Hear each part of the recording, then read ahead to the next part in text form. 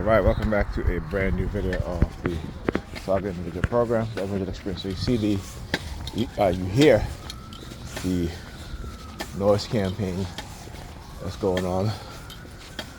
As soon as I came up my apartment building, it started with the sirens. Y'all look at that, it stopped. So like I said, as soon as I start recording, it'll stop, right? Right? So I guess that should tell you that there's no need to have their sirens on, because they're not going anywhere, no emergency. They just want to make noise. Again, surveillance by the state and having their agents provocateurs, right? They're destructive cult members, religious fanatics, engaging in this type of behavior. But again, if you know history, you know that this is nothing new, right? So this is why a lot of us TIs, we get caught off guard when we become targeted. Actually, when we start to notice our targeting, when our targeting become more overt, right? We are surprised because, we're ignorant to this stuff, right? And, again, this would make for a great movie. Let me tell you, this would make for a great movie. But, if I was writing this script, the ending would be, not good for the perps and for those within those government agencies that are engaging in this sort of behavior. All right? But Hollywood knows how to make movies to put out the warrior mindset, the warrior spirit within us. And you look at that movie with with that guy who his son was killed by a white racist police officer, and him and his buddies who are ex-army, ex-military, right? And as he was walking out there, he had no weapons, nothing like that. He said, "Okay, I'm coming out. No weapons, nothing." They assassinated him, right? So again, America has a way of giving us subliminal message for black people that you stand up to the oppression, to the injustices done by white people to black people, and they'll take you out. All right. And again, these black directors, they cave into the pressure. They cave into the pressure, because that was me, right? All them damn racist cops would be dead on the floor. All right. Okay, I wouldn't be going in there talking, trying to appease them, trying to change their mindset. It's a waste of time. It's a waste of time. There are those, I'm not saying all white police officers, okay, let me get this straight, but the vast majority. All right, so I wouldn't be trying to appease to the good conscience of these racist white cops, because they have no good conscience, at least not towards black people and black men in particular. They have no good conscience, and some of the black ones too. As I was talking about that young, young black kid, young black man, I should say. I think he was early 20s. Mental, cognitively,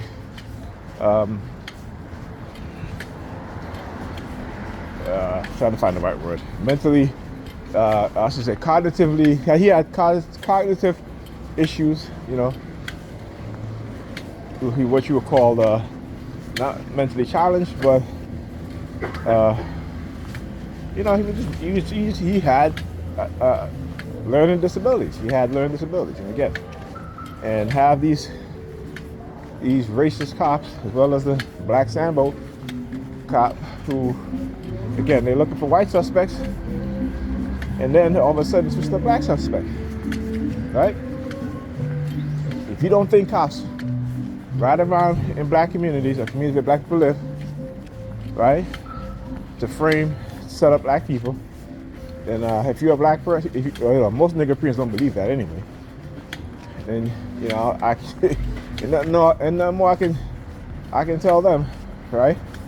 They love whiteness, particularly those who, because they become successful or have some sort of success, right? I was watching Anton Daniels. I love that brother. A lot of things he said I agree with. 90% of things I agree with. But they're having a discussion on should white people adopt black kids. And one of the women on the panel says, no, they shouldn't. And I agree. I wholeheartedly agree. And let me tell you why. Okay, I don't disagree that white people should adopt kids because they're white. Okay? Look.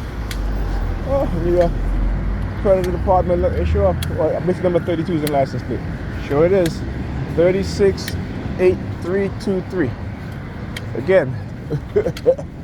Right? They know exactly who to send out here. Still recording though.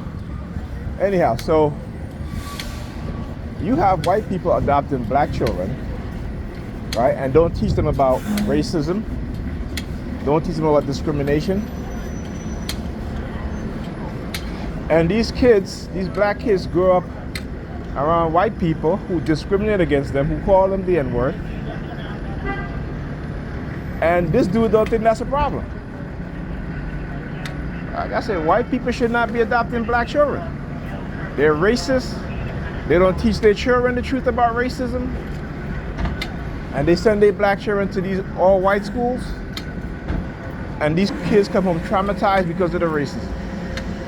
Okay? And then they go into the school, they may complain, right? But when they get home, they don't talk to their children about racism and about the mindset of white people when it comes to black people.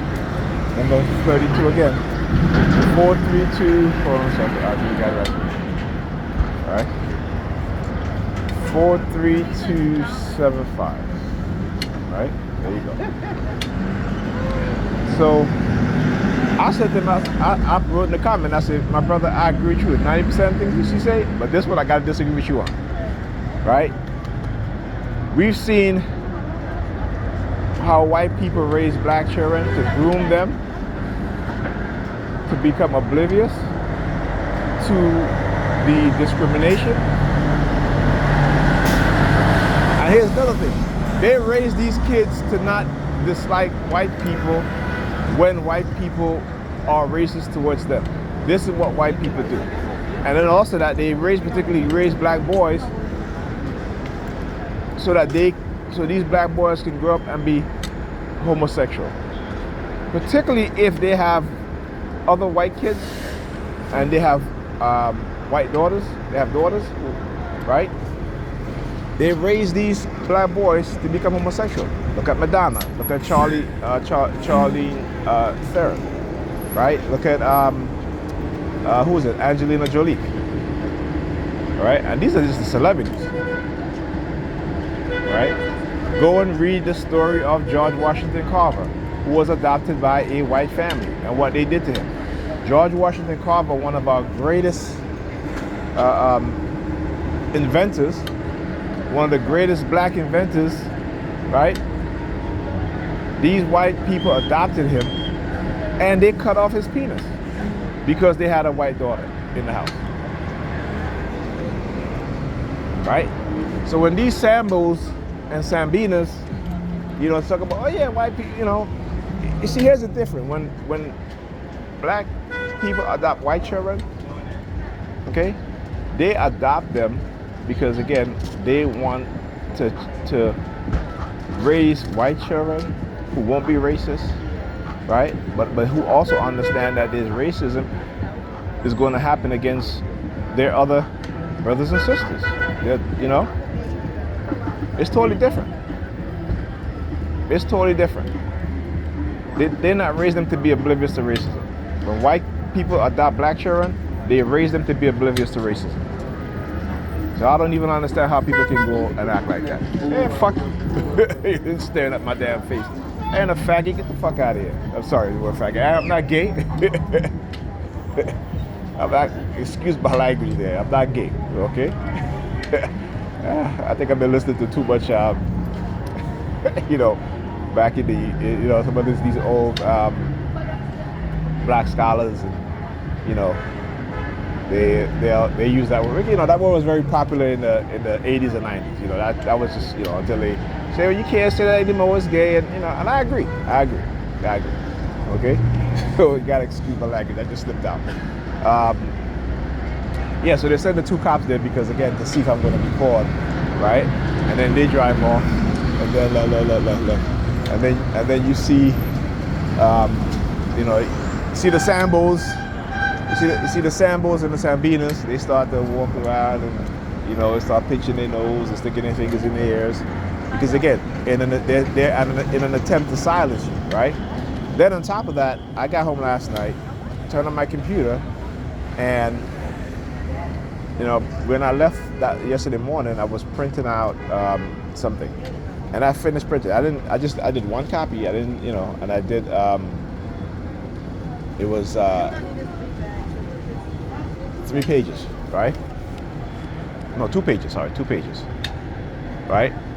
And you know, that was it. I didn't say print multiple copies anyway. So after that, you know, I finished printing. I get home last night, turn on my computer. All of a sudden, my printer started, about maybe a minute or two later, my printer started printing out the same documents. And I'm just like, what the heck? You know? So I went and I turned off the printer. As soon as I turned off the printer, New York Predator Department turned on their sirens. So I was like, okay, see, they will try multiple ways, again, in order to do these things. And what people don't understand is that when you go through this shit every single day, right? What do you think it does to a person's mind? And they do this again because, again, they want you to become paranoid and act suspicious, right? This, like I said, you know, this is where I analyze things, right? I look at things at, you know, beyond my experience, right? I don't just look at my anecdotal experience, as most of us do, right? So the idea for, you know, particularly with white cops, the idea that a black person walking down the street looks at them, they look at him, he looks away, you know, it's cause for them to think that he is suspicious, that they will stop their vehicle, or if they're walking, they will approach him and, you know, want to search him and all this stuff. And he's like, why are you searching me? Well, you look suspicious. Why? Because you know, we looked at you and you looked away, you know?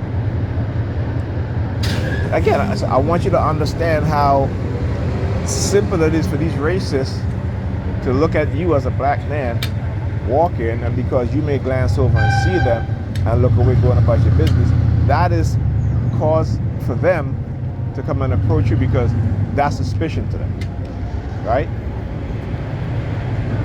Then they will create suspicion, at least their idea of suspicion, right? That's in their mind. They're creating the context. Okay, all right, but like I said, we in our community as black people, we don't we walk around because we're on that spell, right? And that spell is not only the psychological spell, but also the technology that is used to suppress our emotions, to suppress our mind, so that we don't think, right? Again, this is why, like I said, 80% of black women are what? The most religious, right?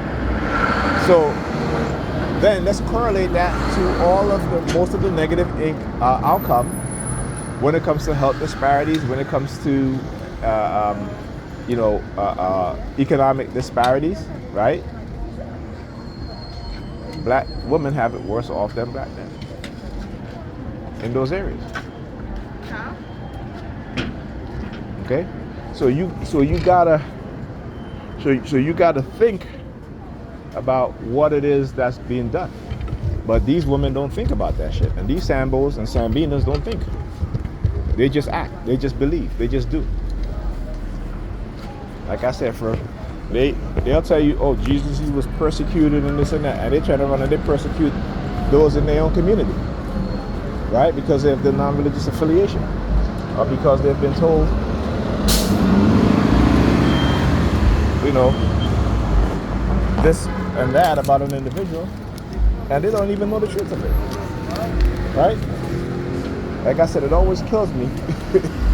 You know, you have family members saying, well, you know, if you didn't do anything, you don't have no reason to run from the cops. Yo, black people, especially black men, we have plenty of reasons to run from the police officers. We see how they plan drugs, we see how they murder us, we see how they abuse us, brutalize us. So we have every reason. You know what I'm saying? So when you hear black people saying that shit, walk away from them. Walk away from them. Because they will mean you no good. Okay, because they're oblivious to the reality of racism. Anyway, I'll talk to you guys soon.